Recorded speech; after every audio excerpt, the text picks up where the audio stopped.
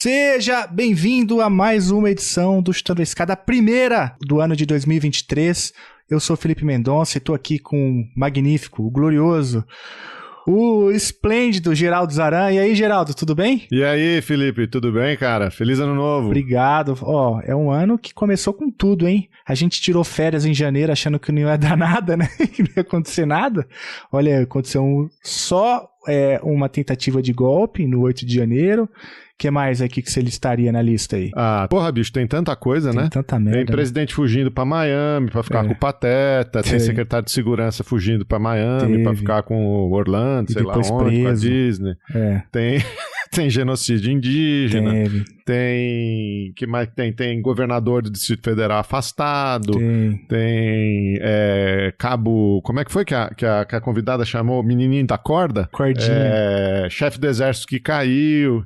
Enfim, tem de tudo, né? Foi um mês intenso. Mas a gente tirou umas férias aqui merecidas e estamos com tudo. E para inaugurar o ano de 2023, a gente vai conversar com quem, Geraldo? A gente vai conversar com a Ana Penido. A Ana é doutora em Relações Internacionais pelo Santiago Dantas e está fazendo um pós-doc lá na Unicamp, e a gente chamou ela para falar sobre um tema leve que está aí na crista da onda, que é o Partido Militar. É isso aí. Para entender o Brasil contemporâneo é preciso entender o Partido Militar. A Ana Penido é uma baita especialista no tema. Vou deixar aqui um abraço pro Luiz Calegari, que é um apoiador do Chutando a Escada, e ele é co-orientado pela Ana Penido. Falei bem de você, hein, Luiz? Pra Ana Penido em off. E olha só, se você quiser fazer que nem o Luiz e apoiar o Chutando a Escada, como que faz, Geraldo? A gente tem 3 campanhas de financiamento coletivo, no Catarse, no PicPay e no Patreon. Se você quiser, você pode entrar em qualquer uma dessas redes ou diretamente lá no chutandoescada.com.br/apoio. É isso aí, olha, graças ao seu apoio,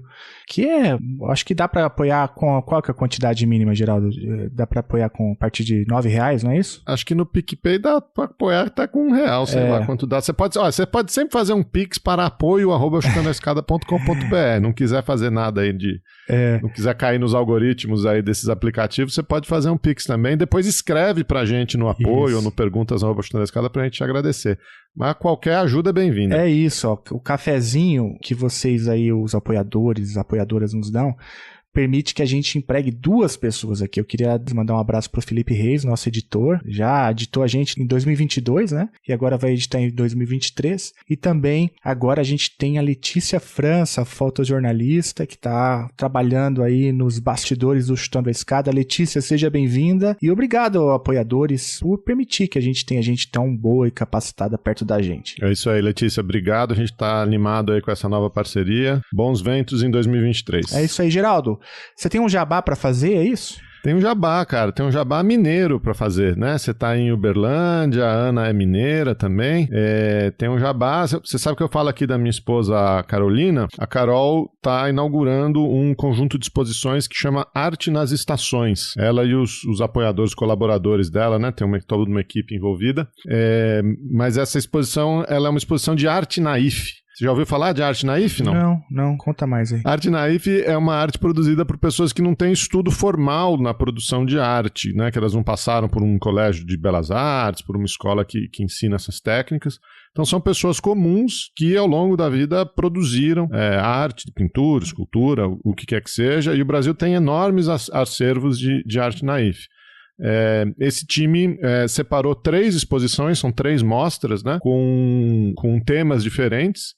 Então tem uma exposição inaugurando na quinta-feira, dia 2, em Ouro Preto, no Paço da Misericórdia, na antiga Santa Casa de Ouro Preto, que é a exposição Sofrência. Em Congonhas do Campo tem uma exposição sendo aberta no dia 4, no sábado, dia 4, que é a exposição Entre o Céu e a Terra, no Museu de Congonhas. E em Conselheiro Lafayette, na estação ferroviária, no Centro Cultural Maria Andrade de Resende, tem a exposição A Ferro e Fogo. E esse projeto Arte nas Estações tem curadoria do Ulisses Carrilho.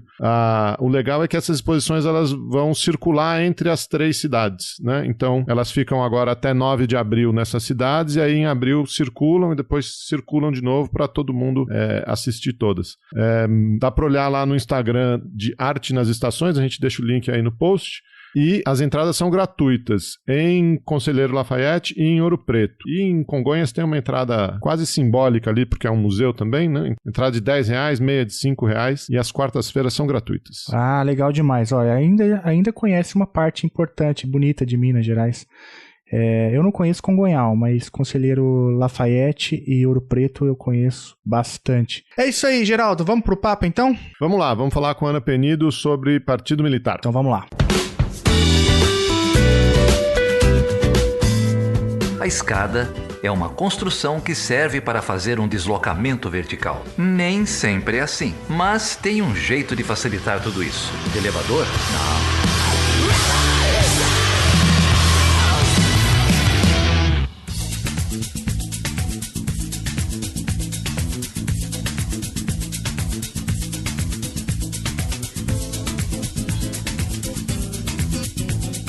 Ana, que bom ter você aqui. Muito obrigado por você topar falar com a gente. Obrigada pelo convite de vocês. O Chutando Escada já era fã. Vai ser ótimo ter essa oportunidade de trocar uma ideia. Ana, você tá agora fazendo pós-doutorado na Unicamp, é isso? Isso, tô lá na Ciência Política da Unicamp. Eu tava, mas a maior parte, meu doutorado e o último pós-doc eu fiz no Santiago Dantas, né? Ali na Praça da Sé. Sim, grande Santiago Dantas. Tem boas histórias, boas recordações do Dantas, né? Muito bom. Ana, a gente estava conversando agora há pouco, em off, sobre os currículos, né, da formação dos militares no Brasil. Esse foi um tema de inúmeras pesquisas, inclusive o teu atual pós-doutorado é sobre isso, mas esse é um tema que já vem lá de trás, né, do teu mestrado, onde você estudou os currículos dos militares. E uma das coisas que a gente escuta com frequência, ainda mais agora nessa conjuntura de transição de um governo, né, autoritário, nefasto, como esse que acabou de nos deixar, e agora esse governo democrata do Lula, que tenta rediscutir o papel das forças, um dos temas que surge é justamente o papel do currículo na formação dos militares, né?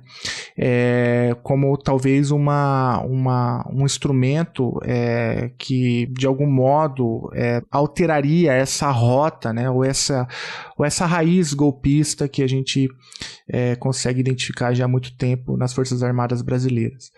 E as tuas falas, eu já li algumas coisas que você escreveu também sobre o tema, critica um pouco, né, essa leitura de que a curricularização seria suficiente para poder recolocar as forças no eixo democrático. É por aí? Você poderia falar um pouquinho para a gente sobre como que você entende o currículo na formação e quais seriam, portanto, se não o currículo, né, quais seriam, portanto, os instrumentos mais adequados para repensar, né, dentro de uma lógica democrática, a formação das forças? Deixa eu só fazer uma piada antes. Por favor. Porque esse negócio de declaração em off, eu tomei um trauma depois desses 4 anos do governo Bolsonaro. Porque assim, sempre tem um general dando uma declaração em off para algum jornalista que replica exatamente aquela declaração em off de uma pessoa, ou talvez nem de uma pessoa, e toma aquela parte pelo todo, né? Então, assim, os generais não gostam do Lula, os generais... E essa tal de declaração em off virou um instrumento para os próprios militares para fazer política. Você se comprometer, você não precisa se responsabilizar, você nem pode, porque institucionalmente você não pode fazer isso, mas aí você planta notícia, né? Você planta uma fofoca aqui, você planta outra fofoca ali. A gente teve nesses grupos de WhatsApp, a gente estava até brincando que tem umas notícias que a gente chama de agrojornalismo, porque não tem o menor cabimento, assim. Mas é isso, algum jornalista plantou. E aí isso funciona, né? Na lógica do off. Desculpa a piada, mas porque... Não, Ana, e eu acho que foi aqui no coração. Acho que foi a Natália Viana, da Agência Pública, fez um comentário similar a esse seu há pouco tempo, e ela, como jornalista, culpando a própria imprensa, né? Porque esse é um serviço ao qual a imprensa se presta e tem que acabar, né? Porque você viu onde a gente foi parar com esse tipo de serviço, né? De militar ficar fazendo chantagem no governo, chantagem na opinião pública, chantagem aqui, chantagem ali. Você tem toda a razão. O militar em off tem o pedaço do militar, mas tem a culpa da imprensa também, que tem que parar de se prestar esse tipo de serviço. Nossa, e o livro dela é muito bom, inclusive, que relata, né, os casos do judiciário militar. Mas tá, eu li e gostei muito, exatamente porque é uma dessas áreas de reserva de domínio que os militares sempre mantiveram para eles, assim. Eu brinco que tem 4 áreas. Eu vou chegar na educação porque uma delas é a educação. Uma é o judiciário, tem poucas pesquisas, inclusive, poucas formas poucas análises, principalmente contemporâneas, e é isso, né? Eles julgando eles próprios sobre os crimes sobre o que eles acham que é crime. A segunda área é a inteligência, mesmo com o final da ditadura militar, cada força manteve, né, a sua inteligência. O Brasil tem nem sei quantas agências de inteligência, e um sistema de inteligência que uma coisa não conversa com a outra, e nem tem uma hierarquia também, né, entre essas diferentes agências, mas é uma área que eles preservaram para eles na transição, né, para o regime pseudo-democrático. A terceira é o orçamento, porque ninguém palpita no orçamento. Né? Pelo contrário, é um orçamento que só cresce, mas quando você vai ver, a maior parte do orçamento tem gasto de pessoal, né? Folha de pagamento. E a quarta área, que é isso, né? Reserva de domínio, sempre foi a educação. É assim pela nossa Constituição. Então, não é nada assim, eles estão fazendo um negócio errado. Não, eles conquistaram isso na transição. O lobby militar na época da Constituinte, fez com que isso surgisse. Então, eles estão lá com direito a ter o próprio sistema educacional na nossa Constituição, e isso depois foi referendado, por exemplo, na Lei de Diretrizes e Bases. Então, eles têm o sistema educacional deles todo. Isso virou um angu sem caroço, assim. Não, um angu com caroço, porque o que vai rolando? No final das contas, tem algumas coisas que os militares passam a circular, às vezes em off, às vezes em on, nessa lógica um pouco de o que civis não podem fazer de jeito nenhum. E aí uma das questões que sempre surge é mexer nas escolas. E de fato, assim, os militares cuidam muito da própria educação. As escolas são espaço de autorreprodução simbólica deles. Então, é o coração, né? Assim, é de fato como as coisas funcionam. E tem muito essa conversa também, porque como é um assunto pouco estudado e tem pouca abertura, inclusive, para fazer pesquisa de campo, por exemplo, o Celso Castro, que fez uma pesquisa brilhante. Agora ele até relançou o livro dele, mas é isso, é uma das pouquíssimas pesquisas que teve, por exemplo, com esse mesmo perfil, e aí tem muita penumbra. Fica todo mundo assim, não, mas o problema dos militares é porque eles estudam num livro que está escrito Revolução de 64, não está escrito ditadura militar. Assim, não é que eu acho que não caibam reformas no currículo. Os próprios militares já identificaram reformas necessárias. Tipo, eles fizeram um plano, que era o plano de modernização de ensino do Exército. Eles próprios fizeram um plano muito avançado, assim, nos anos 90. Para mim, o coração do problema que a gente vive é nessa situação que, na prática, as escolas militares, elas funcionam de forma apartada do resto do sistema civil. Então, não é nem o livro que eles estão lendo, ou o professor que eles estão tendo. Essa ideia de que aqui a gente vai formar um micromundo. É esse mundo em que as paredes são caiadas, em que a grama está cortada, em que só existem homens, né? Porque as mulheres estão entrando agora só nos últimos 10 anos, então você só convive com os seus, só com jovens, só com aqueles que têm a saúde impecável. Então, assim, você vai criando esse micro-universo. E aí o problema, o que vai rolando? Primeiro, você tem o seu mundo. E o seu mundo vai sendo construído em contraposição ao mundo do outro. E essas contraposições funcionam muito no mundo militar, né? O eu, o outro, o amigo, o inimigo, o civil, o militar. O próprio Celso Castro, ele tem uma expressão que eu acho muito, muito, muito rica, muito inteligente, porque é isso.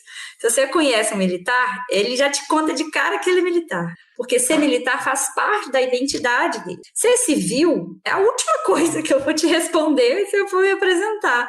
Eu vou falar do galo, eu não vou falar que eu sou civil, entendeu? Então, assim, tem um monte... É uma identidade que eles inventam pra gente. Então, a primeira fase da escola é essa. Você vai construindo identidades diferentes. O problema é que aí essas entidades, elas vão sendo somadas com valores. Então, sou eu que tenho esse tipo de identidade, tenho valores melhores do que os seus, que tá aí fora. O civil, da bagunça, o que aí das universidades públicas. Então, nossa senhora, cada barbaridade que a gente escuta que não faz sentido em outros países, em que a universidade pública, inclusive, é uma parceira da construção da defesa, da construção da política militar. E aí o terceiro passo é eu que estou aqui no meu mundo, tenho valores melhores do que os seus, vou levar os meus valores para você. Isso é intervenção militar. E aí a intervenção militar, ela pode acontecer de qualquer maneira, né? Pode acontecer de uma forma mais sutil, menos sutil, de uma forma mais violenta, de uma forma que você usa mais de operação psicológica, daí minha raiva desse tal desse off também, nesses últimos 4 anos. Então, acho que, para mim, a grande questão da educação militar está nesse distanciamento. E aí as formas para resolver isso tá no sentido da construção de pontes, até, se possível, da destruição de muros. Então, por exemplo, por que eles precisam... Todo mundo tem que estudar português, todo mundo tem que estudar inglês. O português que eles vão estudar é um português diferente do meu? Será que eles não podem ter umas aulas lá na UFRJ, por exemplo, ali pertinho? Cria um campus ali pertinho. Vai aprender português, matemática, inglês. Eles não vão... Aí, o que é, de fato, o ensino militar? O ensino militar é o adestramento. É você aprender a manusear armas. Esse conhecimento eu não preciso ter. Mas a educação dos militares é uma coisa muito mais ampla do que o ensino militar. O ensino militar tem que ser mesmo exclusivo deles, né? O civil não precisa aprender um conjunto de coisas de manuseio de armamento que eles vão precisar, porque eles usam isso no trabalho deles. Ou eles não precisam aprender a fazer um canal, ou eles não precisam, igual um dentista, ou eles não precisam, sei lá. Agora, as outras coisas são formas de construir, né, em conjunto. Então, acho que, para mim, um caminho vai mais do que, que palavra está no livro. O caminho vai nesse de não, a gente precisa tornar as Forças Armadas parecidas com a sociedade brasileira, caminhando mais ou menos para o mesmo rumo. Então, não é nem que elas têm que ser de esquerda, nem de direita, nem de centro, nem de nada. Elas têm que ser parecidas com a sociedade. Sobre isso, tem algo a acrescentar, Geraldo? Não, eu só adorei quando ela chamou o conhecimento militar de adestramento. Não deixa de ser, né? Isso. Não, mas é adestramento. É o termo técnico correto, inclusive. Porque a ideia é que ele aprenda a responder sem ter que pensar. Porque na hora da guerra lá, ele não vai ter, eu não sei... Deixa eu refletir como é que eu vou sacar uma arma e dar um tiro. A ideia é que seja adestramento mesmo. Por isso que esse ensino o adestramento é muito menor do que a educação. Lá na escola, você não está aprendendo a atirar. Você está aprendendo hierarquia, você está aprendendo disciplina, você está aprendendo quem que é eu, quem que é o outro, por que eu sou assim, por que o outro é assado. É nessas outras coisas que moram o problema. No adestramento em si, tem que ser desse jeito mesmo. Você não pode pensar 2 vezes não, porque senão você toma uma bala nessa peça. Só para mencionar, o livro da Natália Viana é O Dano Colateral, e o livro do Celso Castro, que foi relançado agora, é, acho que Um Espírito Militar, ou Espírito Militar, uma coisa assim, né? Um antropólogo na caserna, que é o subtítulo do livro. Ô, Ana, já tentando ampliar um pouco então a discussão a partir da educação, o eixo da educação, que foi o que tomou mais o teu tempo agora na tua resposta, a gente fez até uma brincadeira aqui com o adestramento, e você foi bem categórico, falou, não, na guerra não pode pensar, né? Ele tem que obedecer. E aí essas coisas acabam se confundindo, né? Porque você faz todo um sistema educacional que, como você mencionou, não dialoga com o mundo, entre aspas, civil, né? Há um muro, e isso tem a ver com senso de pertencimento, identidades e tudo mais. Só que aí há uma confusão daquilo que é o pensamento crítico, o pensamento geral, o pensamento das humanidades como um todo, com o adestramento. Então a minha impressão é de que uma coisa acaba se confundindo com a outra. E baseado nisso, eu te pergunto como que se faz nos países, então, desenvolvidos no mundo, né? Essas escolas militares, elas têm uma integração mais fina com a sociedade civil, com universidades civis, ou de fato, esse modelo é uma especificidade brasileira? Porque, veja, eu atualmente tenho atuado na pós-graduação, e isso acontece também no âmbito da pós-graduação, né? Tem programas estritamente militares, fechados, né? Embora tenha um professor civil ou outro, colegas nossos, inclusive, você tem ali, né, todo um sistema que se retroalimenta, né? E é de difícil penetração, há pouco diálogo com outros programas de pós-graduação. Enfim, como que se faz no mundo, então, pesquisa no âmbito das forças, né? E também, um desdobramento dessa pergunta, política de defesa, ela é uma política pública na sua concepção, ou é algo que deve ser exclusivo das forças? Porque, pelo que eu entendi, do que eu li do teu texto, né, a discussão sobre defesa deve ser entendida como uma política pública, né? Portanto, não exclusiva das forças. Isso muda muito no mundo, né? Essa dimensão da educação. Mas, principalmente em países que estão em conflito, né? Que estão em guerra mesmo, essa distância costuma ser menor, porque a sociedade é forçada a se engajar e os militares entendem que eles não são a última bolachinha do pacote, que eles precisam de um monte de gente para poder ganhar uma guerra. Então, aí essa integração, é isso, muitas vezes você vai ver, inclusive, militar que frequenta a universidade fardado, sabe? E não é nada de extraordinário, porque ele está ali igual estaria uma pessoa com uma roupa de carteiro, igual estaria ali com outro uniforme.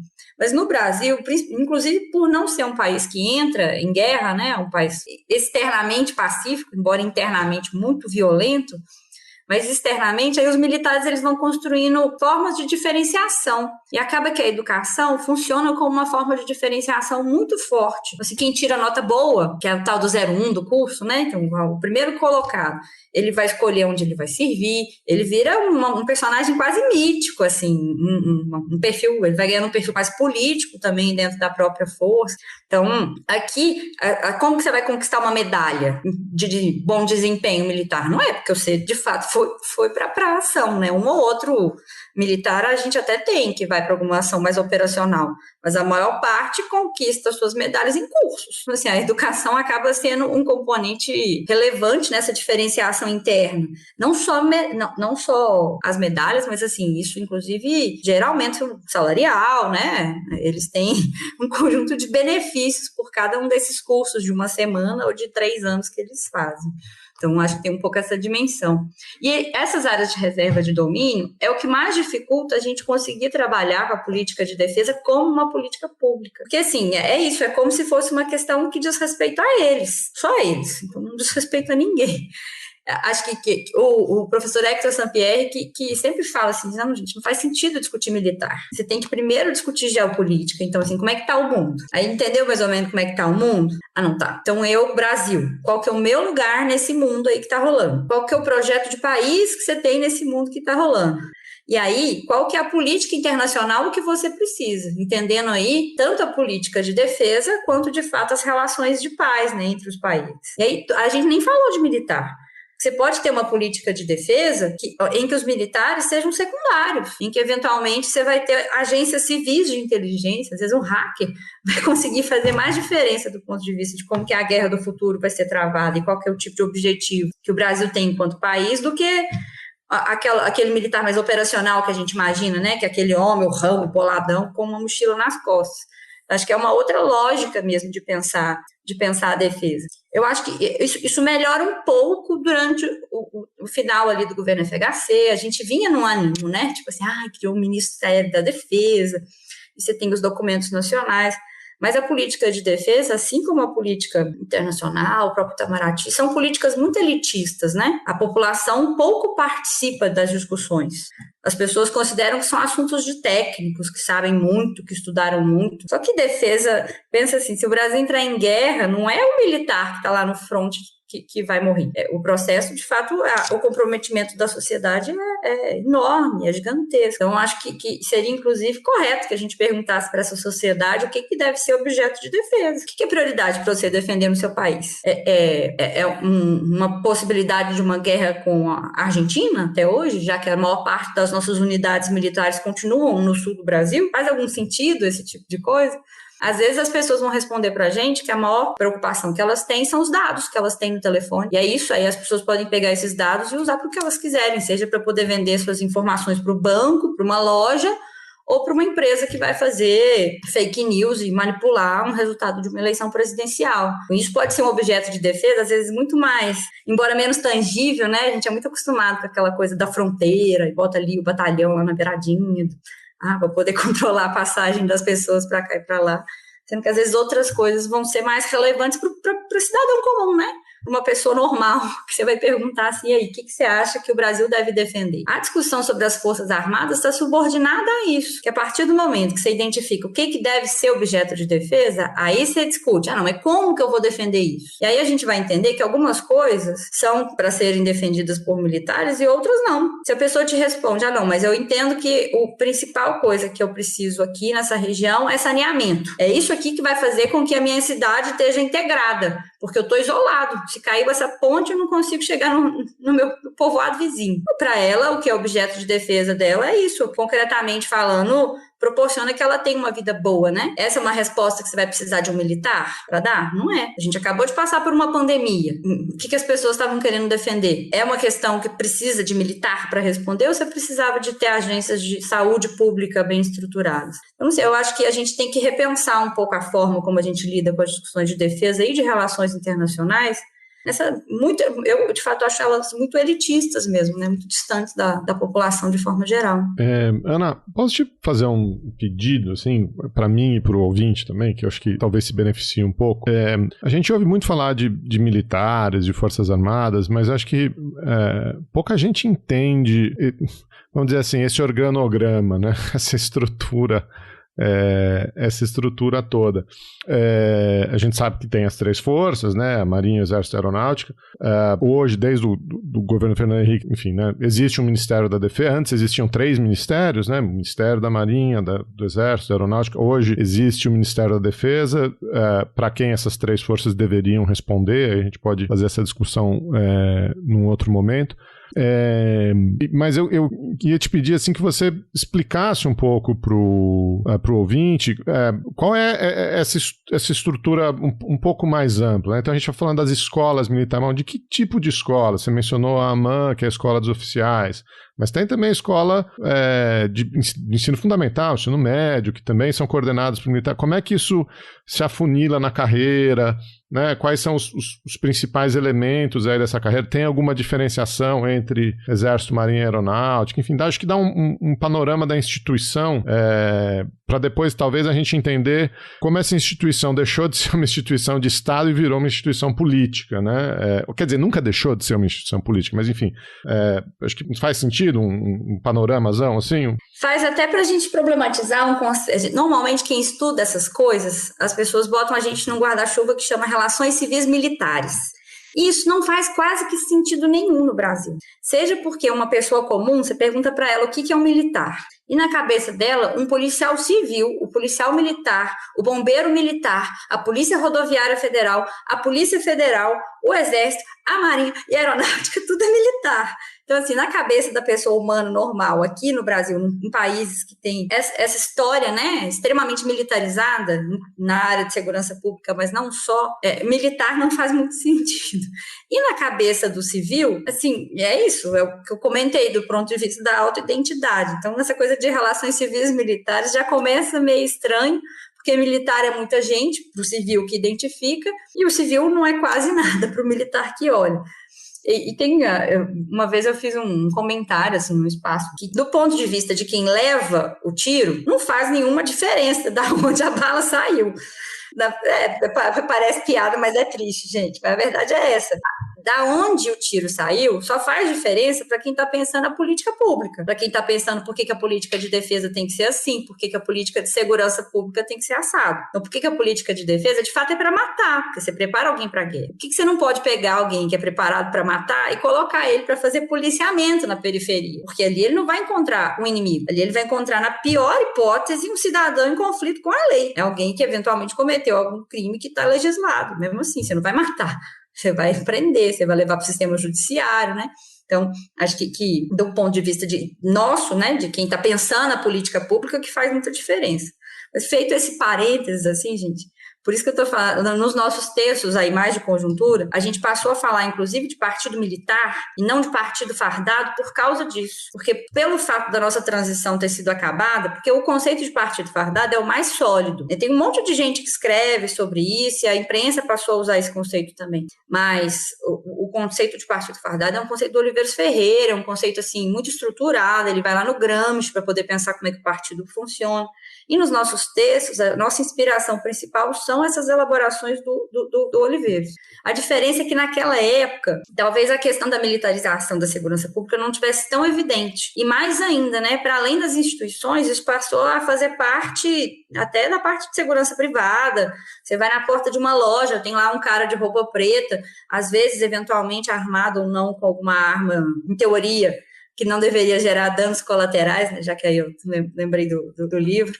Então, acho que a gente passou a falar de partido militar para tentar diferenciar o que é o militar, porque o militar mesmo são isso, é o militar das 3 forças, do Exército, da Marinha e da Aeronáutica. O resto, tem um monte de gente que usa farda porque quer replicar, quer copiar, quer mimetizar o que os militares mesmo fazem. Mas o partido militar, em teoria, é quem vem dessas 3 forças. E aí vamos tentar entender um pouquinho o que são. Como que o Brasil estrutura? Além dessas 3 forças, você tem 2 entradas. Você vai ter uma entrada que é para oficiais e você vai ter a entrada que é para praças. Essa aí é uma diferença enorme, porque oficial é quem manda, é quem pensa. O praça, ele executa. Então, se ele tem pouco, embora ele seja quantitativamente muito maior, né, tem muito mais praça do que oficial, ele ganha pior e, na verdade, ele se expõe mais também a riscos, mas são os oficiais quem pensam a política e quem, historicamente, também mais participou da vida pública, né? Então, você vai ver, as pessoas passaram a conhecer os generais. Um ou outro coronel passou a se destacar, né? Tipo o tenente-coronel lá, Cid, o cordinha do Bolsonaro. Mas, assim, em geral, as pessoas... Cordinha, gente, acaba a pessoa carregando mala para cá e para lá, do lado de quem? Todo general tem o seu cordinha, o presidente tem o seu cordinha. Alguém fica ali, do seu lado. É quase um secretário particular. Então, mas a gente conhece mais os generais, porque quando um general fala, o peso político é outro. Então, isso é uma coisa importante para as pessoas saberem, né? Quando vai falar de força, tem essas 3 forças, Exército, Marinha e Aeronáutica, e tem essas 2 entradas, para praça e para oficial. E um fenômeno também, que esse está em crescimento, é um processo mesmo de ampliação dos quadros complementares. Então, assim, um conjunto de questões... As pessoas vão ser oficial, mas não é aquele oficial de verdade, sabe? É quase mais ou menos oficial. Então, por exemplo, as mulheres elas entram nas forças já tem muito tempo, na Marinha principalmente, na Marinha já chegou inclusive a almirante, mas elas chegam como quadro complementar. Então é isso, ela é uma oficial dentista, é uma oficial médica, é uma oficial psicóloga. Essas pessoas são fundamentais para uma força armada funcionar, mas elas não decidem a política da força, elas são complementares. Quem manda mesmo é quem entra para ser oficial e participa e faz esse trajeto mesmo das escolas, né? Aí cada força tem a sua escola, por exemplo. Então, no Brasil, não é que você tem 2 sistemas de ensino também, não. Tem tipo o sistema de ensino civil e o sistema de ensino militar. Não, a gente tem 4 sistemas de ensino. Tem o sistema de ensino civil, o sistema de ensino do Exército, o sistema de ensino da Marinha e o sistema de ensino da Aeronáutica. Cada um é um sistema. Aí é o sistema mesmo, entendeu? Tipo, você tem completa autonomia. Então, as próprias forças não conversam entre si sobre a educação de cada de cada um dos seus componentes, né? O que é óbvio, a guerra já falou que dá errado, né, gente? Acho que a Ucrânia está mostrando isso mais recente, mas a gente já sabe disso há muito tempo. Ou as forças atuam de maneira combinada, ou não tem nenhuma possibilidade de vitória militar num fronte de batalha. Então, essa é a terceira coisa. Tem o militar e tem esse quadro complementar, que é alguém que faz alguma coisa ali que precisa para a força, mas que não é o militar mesmo, sabe? A maior parte desses, inclusive, é só temporário, fica ali 7 anos e depois vai seguir a carreira em outras coisas, vai trabalhar em outro lugar. Então, tem também essa terceira dimensão aí para a gente pensar. Mas, e a última coisa, gente, aí pensando num organograma, como é que a gente tem que pensar? Militar funciona regido pela hierarquia e pela disciplina. Hierarquia determina tudo, e disciplina também. Então, deixa eu explicar primeiro a hierarquia. Hierarquia, gente, vocês fizeram vestibular, não fizeram?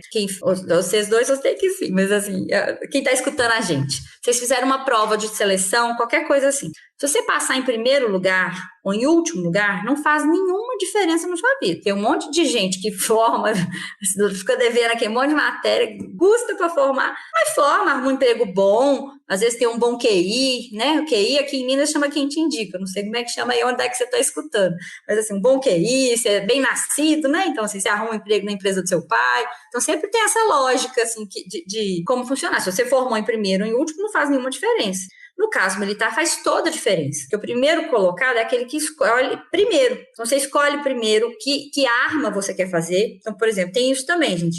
Não é que você entra para o exército, é todo mundo do exército, não. E mesmo se você for oficial, você pode escolher uma arma. Então, você pode ser da infantaria, você pode ser da artilharia, você pode ser material bélico, você pode ser... Então, você vai escolher. Tem um monte de especificidade. E aí, cada curso que você faz, cada medalha que você ganha, você vai ficando mais um quadradinho ainda. Então, não sei, o militar das forças especiais do batalhão de não sei onde eu fiz o curso tal, Isso me torna uma pessoa muito, muito importante. E isso de fato funciona, porque você vai criando comunidades. Não é à toa que a gente viu, basicamente, o pessoal do Forças Especiais indo para o governo Bolsonaro, porque é uma comunidade mesmo, é um microcosmo, né, que para todo mundo, o batalhão paraquedista. Por que vai? Cadê os outros batalhões, né? O que eles estavam fazendo? Então, tem um motivo também para alguns, aí você vai formando quase mini caças, né, mini grupos dentro dessa instituição maior que é o Exército. Mas sobre a hierarquia, voltando, a gente está acostumado a pensar como se fosse uma pirâmide. Então, assim, tá o general aqui em cima, aqui no meio tá o coronel, lá embaixo tá um capitão, e aí lá no final tá o coitado do soldado. Mas não é assim que militar funciona. Militar, isso aí foi o Piero, uma vez que usou essa imagem, Piero Lerner, que eu achei uma boa imagem. É quase como se fosse uma fila indiana. Então, não é uma pirâmide, é o 01, 02, 03, 04, 05, 06, 07. E é assim que funciona a instituição militar. Não é assim que funciona a política. Porque como é que a política faz? A política, aí, é o tal do QI, né? O que a gente indica. Então, você puxa o 03, aí você puxa para ser seu assessor o 58, aí para ser assessor lá do ministro não sei aonde, o 115. Então, assim, você deixa de respeitar a lógica da instituição de promoções, porque a lógica da política é a lógica da fidelidade. Então, assim, a gente tem que pensar que militar o tempo inteiro está fazendo conta dessa fila. A vida deles é pensar eles nessa fila. Como é que eles dão um pulinho para frente nessa fila eterna que todos eles estão inseridos. Todo mundo está. Então, isso faz ter um papel psicológico, inclusive. Então, essa é a dimensão da hierarquia. E a segunda dimensão é da disciplina. Na educação militar, o que você vai aprender? São os 3 Ds. Você não pode duvidar, você não pode divergir e você não deve discutir. É o contrário da academia civil, né? A gente duvida da gente mesmo, mas não é verdade. Você lê aquele texto, você fala assim, ai gente, apareceu um dado novo, uma questão nova que você não tinha imaginado. Você lê um outro texto que de repente abre aquela janelinha na sua cabeça. Então você duvida de você próprio. Você discute o tempo inteiro, né? Porque a riqueza é exatamente a discussão. É ela que te leva para outras possibilidades. E você diverge. E tá tudo bem. A gente pensa diferente e é isso. Faz parte da vida. Assim, esse é um dos problemas de trazer os princípios, né, militares pensados por uma lógica de guerra, que é essa, né? Você não pode duvidar, você não pode divergir, para educação civil, para política civil, né? Isso. Como que você vive numa democracia em que você não pode divergir? Não tem jeito. O Chutando a Escada conta com apoio financeiro dos seus ouvintes. Para saber mais, acesse chutandoaescada.com.br/apoio.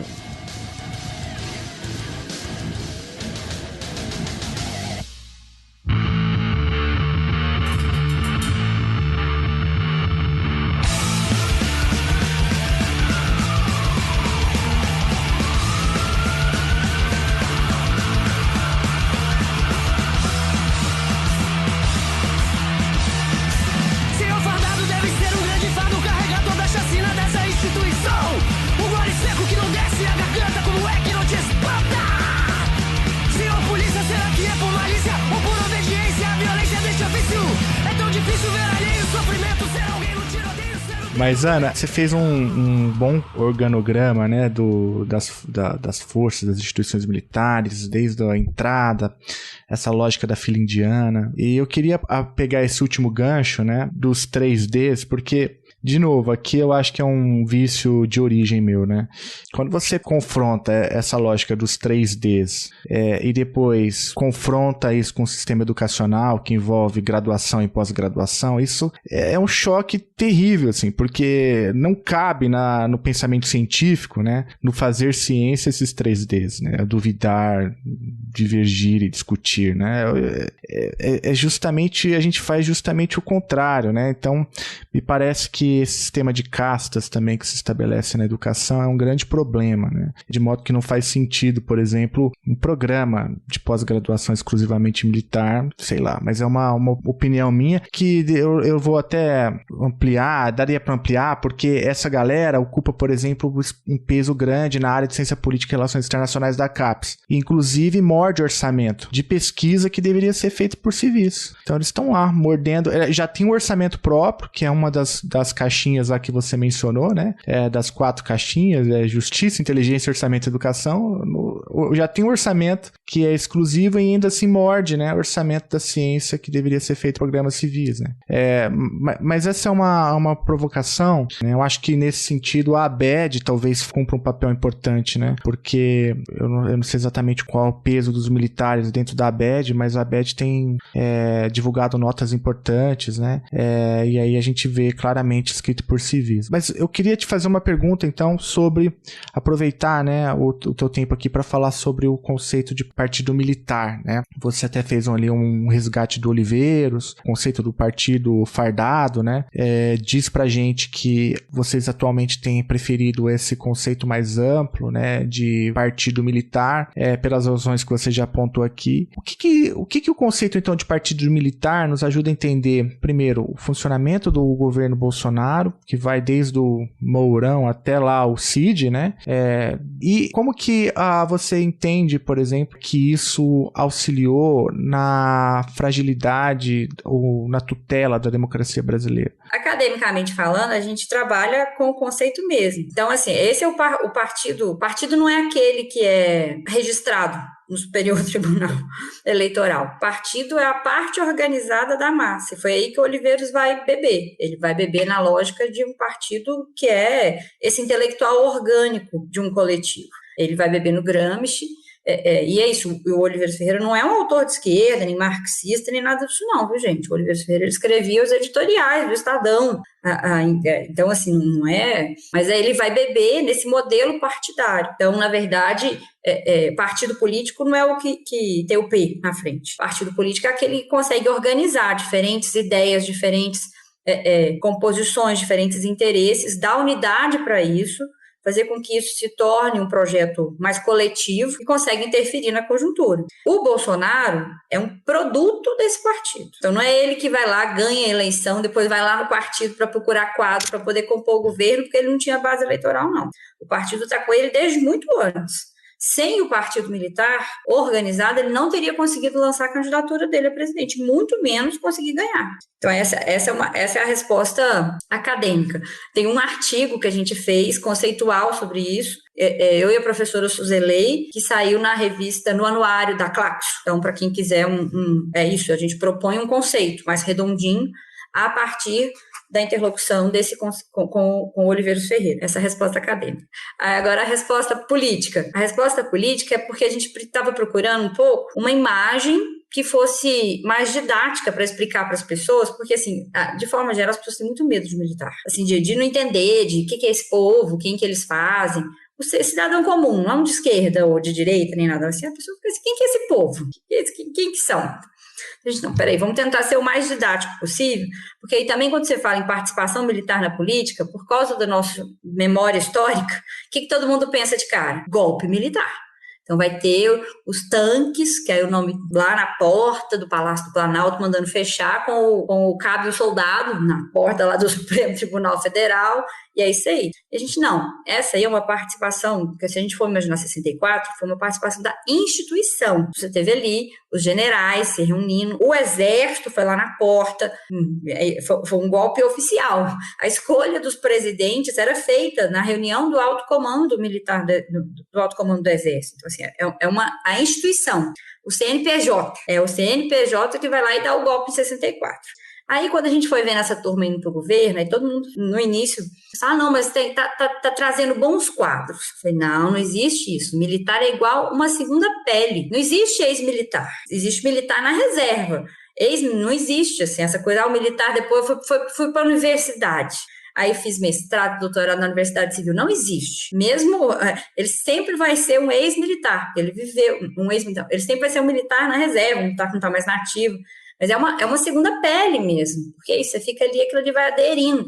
A forma como você se veste, a forma como você abre o ombro para poder ficar parado na porta de um boteco e já te denuncia, porque isso isso penetra no seu corpo. Então, foi acontecendo essa dimensão de não dá para falar que é o CPF. O CPF é o indivíduo, né? porque eles são parte de uma família, de uma corporação, a gente sabe como é que eles funcionam. Aí o Partido Militar era uma imagem didática entre esses dois polos, que é isso, não era nem o CNPJ, que nem foi em 64, e não era nem o CPF, que nem o Pazuello. Não é o Pazuello que fez coisa errada. Para um militar e para o governo, um militar da ativa para o governo, ele precisava da autorização do seu comandante. Assim, em alguma medida, a própria instituição foi vendo esses militares saírem e agora não sei como é que eles vão fazer para pegar eles de volta. Porque essa turma, lembra da fila que eu contei? A fila tá indo, né? O Bolsonaro pescou quem ele quis. E a fila foi indo, então não sei quem foi na Amazônia, não sei quem foi assumir um comando não sei tal, não sei quem virou adido não sei aonde. E que é isso, a fila da instituição continua andando. Aí agora o governo Bolsonaro acabou. Os militares da ativa que estavam lá no governo, eles têm que voltar para essa fila. Aí é os problemas que a gente vai ver, porque você vai encaixar eles aonde? Você vai encaixar eles como? Não é a primeira vez que a gente tem esse problema. Sabe quem deu esse problema a primeira vez, assim, no período mais recente? O Marcos Pontes lá, o astronauta. Que é isso, ele passou a ter uma carreira política, uma carreira militar diferente do resto de todo mundo da aeronáutica. Você não tinha mais ninguém que tivesse ido para o espaço. E aí, como é que você faz com esse homem, entendeu? Tipo, ele volta. E ele foi para o espaço. Podia deixar ele lá, Ele podia ter ficado, gente, eu pensei nisso. Mas não é, ele voltou.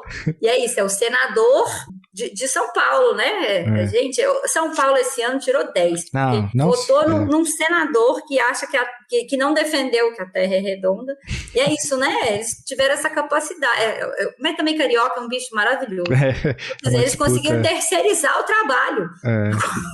Agora o carioca vai só pra praia. Apesar que Minas também não tá muito atrás, né? Mas carioca é profissional nesse negócio. Fazer a milícia, a parte vai funcionar em São Paulo para eles irem para a praia é de uma inteligência fantástica. Acabou minha picuinha. Pronto, fechei a janela picuinha. Mas tá, o Marcos Pontes foi essa mesma lógica, né? O que você faz com esse cara quando ele volta? Ele teve uma carreira muito diferente. Então, assim, o Partido Militar, ele surge pra gente nos nossos textos, assim, mais de conjuntura, enquanto essa figura híbrida. É tipo, são militares, militantes, então não é toda a instituição também, porque é muito difícil falar que a instituição como um todo está comprometida. Então você fala assim, a instituição militar é o partido militar, aí eu tô falando o quê? Não tem com quem conversar. A afirmativa política é essa. Então, não há possibilidade de diálogo com as Forças Armadas brasileiras. Não dá para eu afirmar uma coisa dessa. Então, até por causa das consequências que isso traria. As consequências disso seria o quê? O povo ir para a luta armada, que nem foi em 64? Então, não é por aí que a gente caminhou. A gente caminhou nessa lógica de ter um híbrido mesmo, né? Esses militares militantes que foram para o governo, produziram a política, de forma geral, que o Bolsonaro implementou.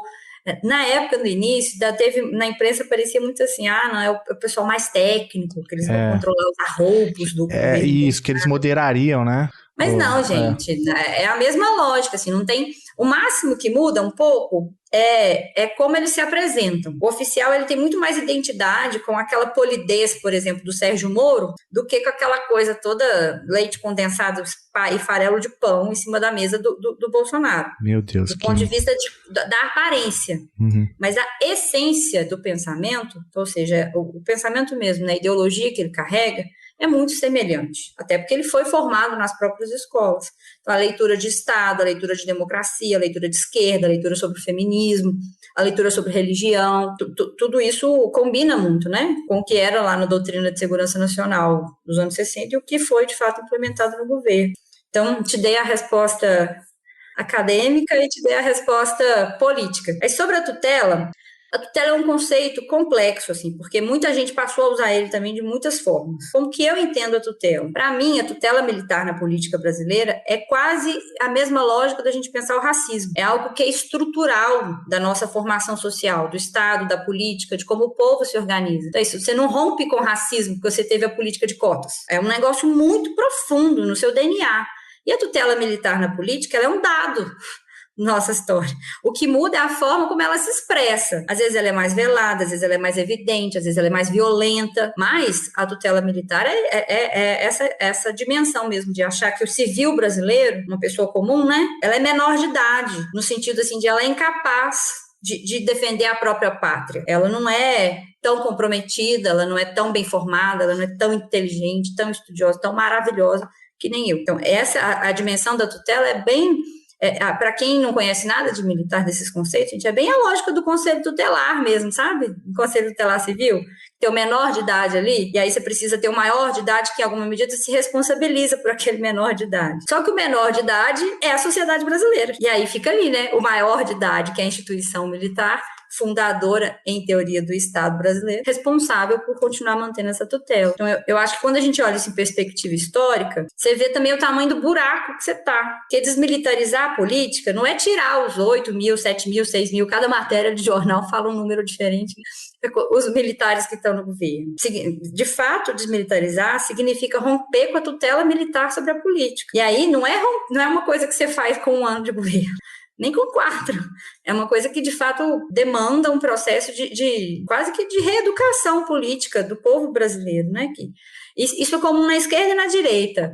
A gente viu, por exemplo, quando começou esse papo de golpe, sempre tinha alguém de esquerda que virava e falava assim, não, mas não é possível que não tenha um lote. Olha para você ver a fragilidade dessa afirmação, seja porque ela desconhece historicamente quem foi o lote, seja porque ela desconhece historicamente, nesse momento, quem que é o perfil do oficial brasileiro, mas o mais importante, ela atribui a um terceiro. Eu, que não tenho força social suficiente para poder fazer com que a minha política seja levada a cabo, eu vou procurar um terceiro armado, um lote, um Prestes ou qualquer outra pessoa que você quiser encontrar, para poder fazer o que eu, enquanto sociedade, devia conseguir fazer, sabe? Então, é extremamente danosa a tutela e ela se expressa, né?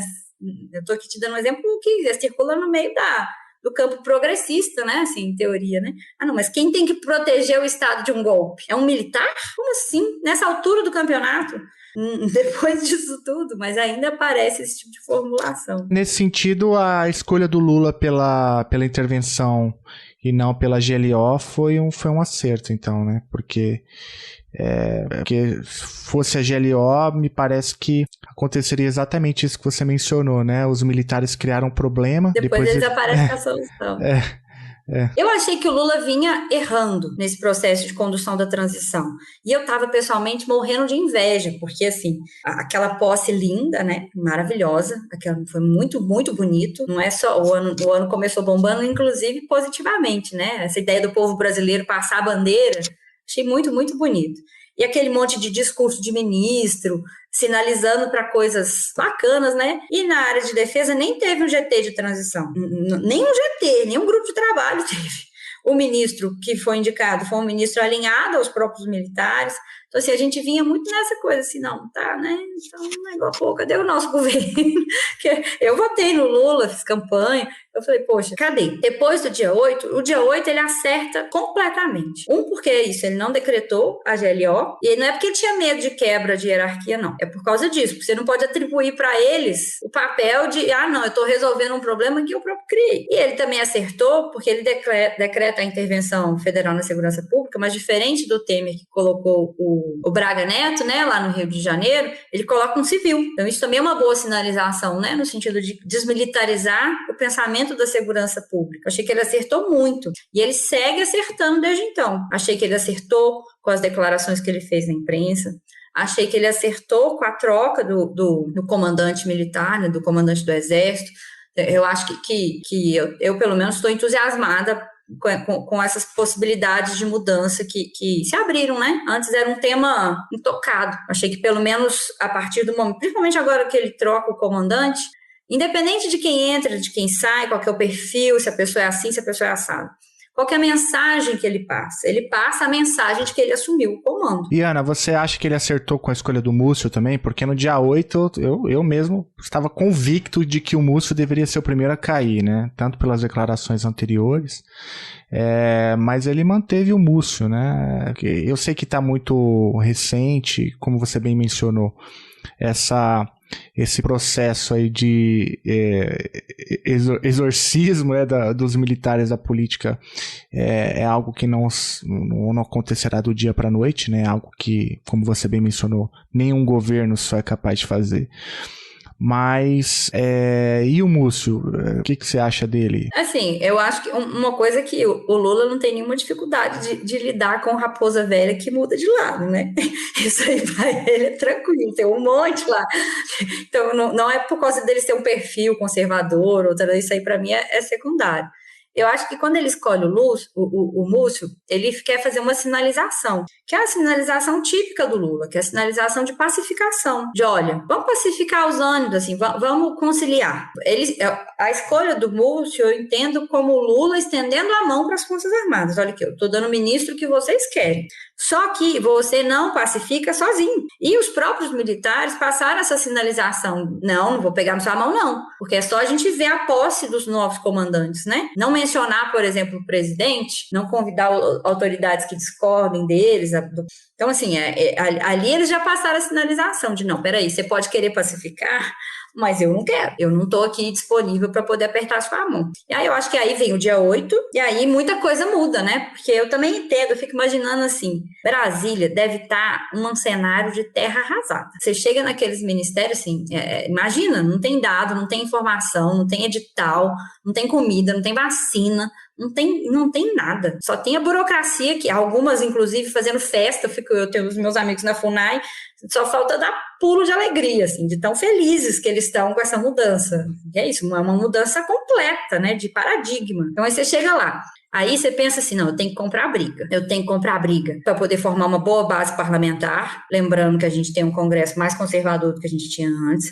Eu preciso comprar briga com o povo lá da Faria Lima. Eu preciso comprar briga com essa turma que está aqui financiando esse povo acampado no quartel, que é o agronegócio ali no Centro-Oeste. Então, assim, ele é cheio de briga para comprar. Aí ele vai pensar assim, não, se eu vou comprar briga com os militares, aí ele pensa assim, o que o povo está pensando? O povo gosta das Forças Armadas. A opinião pública sobre os militares sempre girou em torno de 80%, 90% de aprovação. É uma das instituições mais respeitadas no Brasil pelo povo, junto com a igreja. Isso o campo progressista gosta ou não, é deles que o povo gosta. Aí o Lula pega e fala assim, eu tenho que arrumar comida, eu tenho que arrumar isso. Eu vou arrumar briga com esse povo que o povo gosta? Não vou. Nesse sentido, o Bolsonaro, inclusive, fez um serviço à democracia, porque ele expõe para a sociedade um conjunto de coisas que sempre existiu na instituição, mas que elas não eram públicas. Assim, uma parte das coisas que choca a população quando os militares vão para a política são, de fato, novidade. Então, por exemplo, você ter um general à frente do Ministério da Saúde. Isso é uma novidade. Mas outras coisas que passaram a virar em manchete na imprensa, né? Tipo, militares compram uísque e picanha. Sempre foi assim. Filhas de militares recebem pensão para ir sem casar. Sempre foi assim também.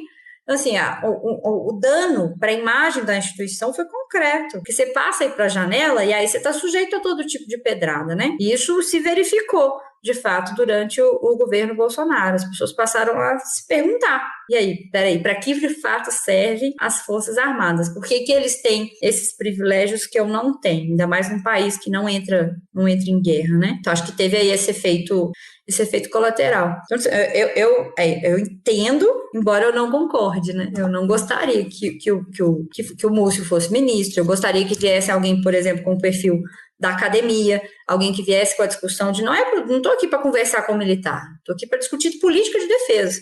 Isso ia ser o que eu queria. Mas eu também entendo esses outros cálculos políticos que provavelmente entraram no xadrez, né? Muito bem. E aí, Geraldo, tem mais alguma pergunta? Eu não sei, lógico, né? Eu concordo com tudo que você falou, e o Lula é raposa velho, o Lula não tem problema de compor, de lidar, tem aí ministra que é amiga de miliciano, tem o outro agora que saiu essa semana que mandou, não sei, 5 milhões de reais para construir uma estrada na frente da fazenda dele, a prefeita da cidade é irmã do cara, enfim, de ministro do União Brasil, a gente tá cheio, né? Eu não sei se eles subestimaram um pouco a disposição dos militares de dar um golpe, né? Eu acho que teve uma subestimação aí, e talvez se essa avaliação tivesse sido feita em novembro, talvez o Múcio não fosse ministro, né? Eu acho que tudo bem que ele tentou a linha que ele sempre tenta, que é a linha da conciliação. Como você disse, né? Parece que já tomou as rédeas, trocou a chefia do exército, etc. Mas eu acho que houve um erro de análise, né? De cálculo, né? De talvez subestimar esse potencial. Eu nem sei também se ele tomou as rédeas. Eu acho que esse vai ser um processo lento de desmilitarizar, de desbolsonarizar, pelo menos, né, os quartéis, ou pelo menos tornar eles menos militantes na política. Mas eu acho que ele passou uma mensagem, seja para a sociedade, seja para a tropa, tentando pelo menos mudar. Nesse ponto é uma mudança muito grande para o que foi o primeiro governo. No primeiro governo, a primeira vez que os militares falaram truco, que foi na época ministro do José Viegas, aí ele foi demitido. O Lula não segurou a onda do ministro civil dele, né? Então, dessa vez ele mudou o comportamento. Ele falou, não, peraí, eu vou até segurar o ministro civil.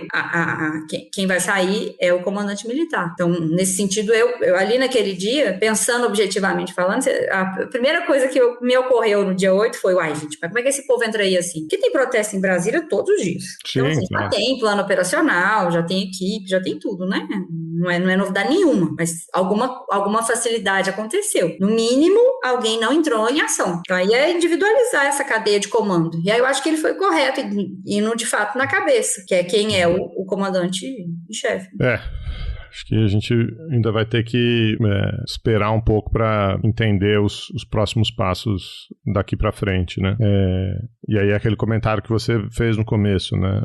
Mexer nas escolas, mexer no currículo é um pedacinho muito pequeno de um processo de recolocação, né? Dessa burocracia estatal num lugar mais democrático, né? Num lugar em meio à sociedade, não de tutora, de tutela da sociedade, como eles sempre se aventaram essa posição. As 4 áreas de reserva de domínio, eu acho que vão ser assim, a última trincheira. Tem um monte de coisa para acontecer até lá, sabe? Que seja coisa simples, que nem, por exemplo, a lei de quarentena, essa ideia de que o militar não pode sair da força e ficar lá no governo uma temporada voltar para a força, que ele tem ali que cumprir um pedágio, igual as outras profissões, né? Aí tem 6, 7 anos, mas é isso, eu saio da força, eu tô na reserva e depois eu quero ir pra política. Então, tem um monte de coisinha que tá em tramitação que dá para ir sendo feito também. As 4 áreas, que é a educação, inteligência, orçamento e o sistema judiciário, para mim são as trincheiras que eles vão defender com unhas e dentes, porque é o que garante para eles os privilégios corporativos que eles têm. A última trincheira deveria ser talvez a primeira, mas existem outras coisas, né? Uma delas talvez, e aí eu não sou especialista, posso estar falando alguma bobagem, eu nem sei se tem alguma articulação nesse sentido, mas é talvez uma PEC que deixe mais claro o que já é claro no artigo 142, né? Da Constituição. Saiu isso essa semana na imprensa, né? Alguma coisa, tem alguma iniciativa? Porque esse artigo constantemente é usado para poder, inclusive por eles, né?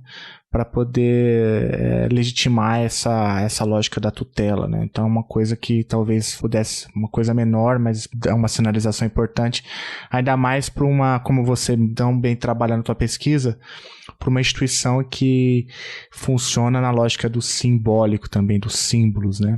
O problema é que não é menor, porque como é constitucional, precisa de ter maioria. Aí é isso, você entra ali no jogo do Congresso, né? Considerando que eles, enfim, fizeram vários senadores, né, deputados e tudo isso, e vai complicando.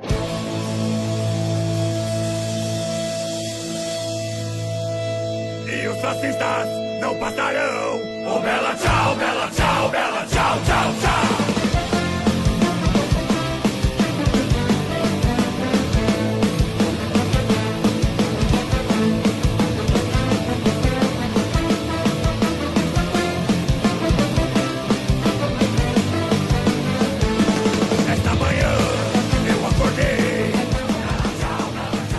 Ana, eu queria agradecer imensamente o seu tempo, a tua pesquisa, ela é extremamente importante para compreender a conjuntura política brasileira, mas não só, né, para entender tudo isso que a gente chamou de partido militar no sistema político brasileiro. É muito bom, né, Geraldo, quando a gente conversa com gente que estuda, faz ciência sério, né, mergulha na documentação. Então, obrigado por topar conversar com a gente. Foi uma alegria enorme te ter aqui. Eu que agradeço o convite, Felipe. E eu acho que assim, a gente tem que parar de fato para pensar o que significa, inclusive, chutando a escada na área de defesa. Porque a gente copia modelos. A gente copia o modelo de como fazer a guerra. A gente sempre copiou. A gente copiou de Portugal, depois a gente copiou da França, depois a gente copia dos Estados Unidos. Aí a gente acaba investindo em modelos de defesa, em estratégias militares, em próprias formas de organizar os militares, que são feitos para eles. não são feitos pra gente. Eu acho que a provocação do nome do programa, né, essa ideia de, não, peraí, ó, quem subiu, chuta a escada depois, ela tem que nos provocar também a pensar outras formas de pensar a defesa para um país de periferia. Eu acho que é um papo muito legal de fazer, eu acho que você falou do Hector, a gente sempre discute sobre isso. E acho que a ideia mesmo, né, de em última instância, devolver para o povo brasileiro a possibilidade de definir a política de defesa do seu próprio país, né? Você não copiar o modelo dos Estados Unidos, principalmente hoje, porque que já mostrou que tá errado, né, gente? Porque o povo é bom para perder guerra. Eles são bons para ganhar dinheiro, mas para perder guerra eles são bons também. Mas também é isso, né? Um país com o tipo de demanda que o Brasil tem, dificilmente vai ter um orçamento militar gigante para poder investir em ciência e tecnologia. Você não tem saneamento. A família brasileira não tem acesso à alimentação 3 vezes por dia. Acho que são outros problemas que a gente pode se colocando. Enquanto quem pensa política de defesa mesmo, nessa lógica mesmo do chutando a escada, de entender o que eles fizeram, mas também de tentar reconstruir uma outra escada para a gente, né? Tentar entender e construir outros caminhos que sejam pertinentes para um país como o Brasil, nesse cantinho aqui do mundo, que é a América Latina. Valeu, Ana, obrigado. É um agradecimento mais do que especial pro Benjamin, que permitiu que essa gravação acontecesse. Obrigado, Benjamin.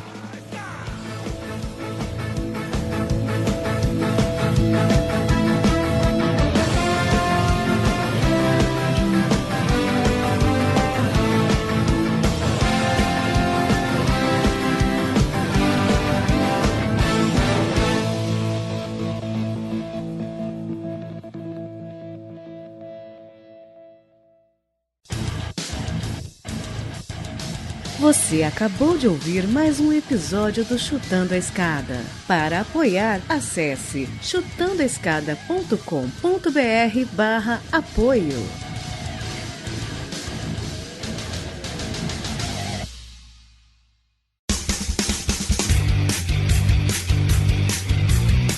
Cortes, edição de podcast.